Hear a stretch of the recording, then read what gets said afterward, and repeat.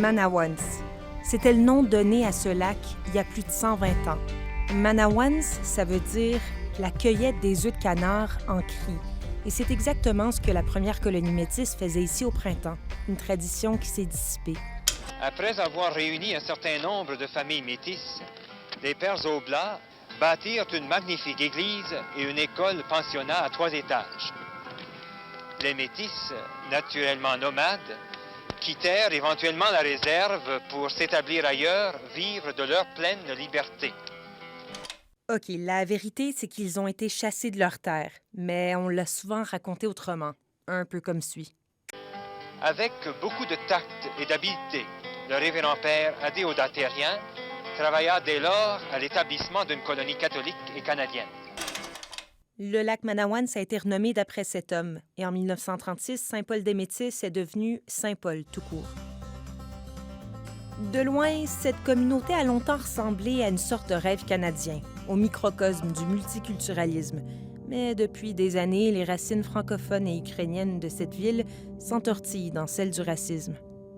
Les Indiens qui viennent ici, c'est rien que des malfaiseurs.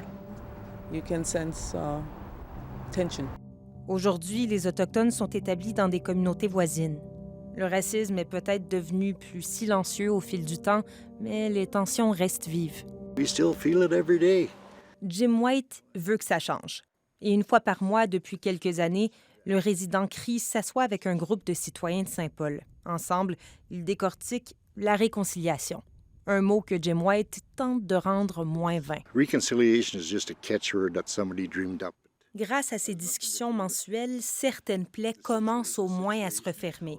Il me raconte qu'en 2015, une poignée de personnes se présentaient aux rencontres, alors qu'aujourd'hui, ça peut être 40 personnes.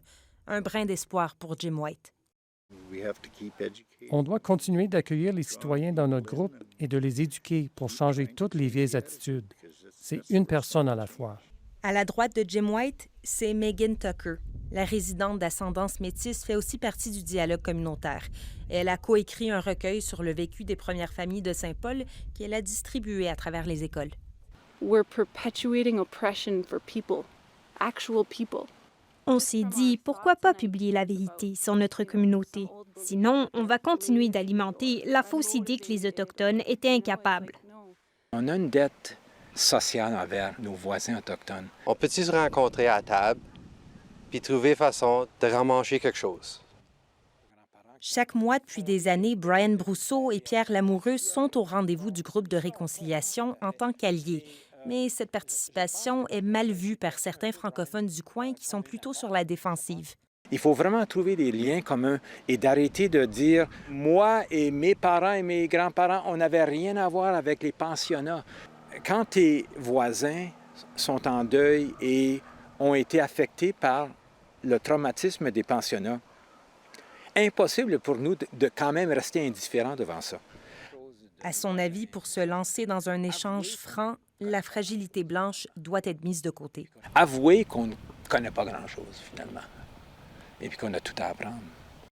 La réticence des non-autochtones vient aussi d'une peur d'avoir mal. En tout cas, c'est comment Hinano Rosa voit la chose. Les non-autochtones ne connaissent pas la douleur comme les autochtones. Et en voyant sortir les vérités, ils pleureront beaucoup. Mais on pourra se consoler mutuellement. Avant la neige, Hinano Rosa veut construire une hutte de sudation à Saint-Paul. Il imagine un lieu où autochtones et non-autochtones seraient la bienvenue. C'est peut-être là où quelques-uns d'entre eux apprendront l'ancien nom du lac qui orne leur petite ville. Et où peut-être ils apprendront pourquoi leurs concitoyens luttent pour un jour le rétablir. Ici Catherine Unizet, Radio-Canada, Saint-Paul sur le traité numéro 6.